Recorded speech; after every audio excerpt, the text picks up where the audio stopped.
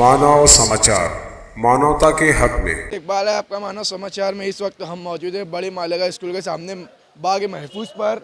यहाँ पर corporator Nadeem fitter के ऊपर फायरिंग का मामला पेश आया। आप देख सकते हैं मेरे पीछे काफ़ी सनसनी का माहौल है। इसी मामले को देखते हुए मालेगांव शहर के अपर पुलिस अधीक्षक अनिकेत भारती और डीवाईएसपी जराये के मुताबिक 2 राउंड फायरिंग हुई ऐसा बताया जा रहा है। आगे की खबर के लिए जुड़े रहे मानव समाचार के साथ।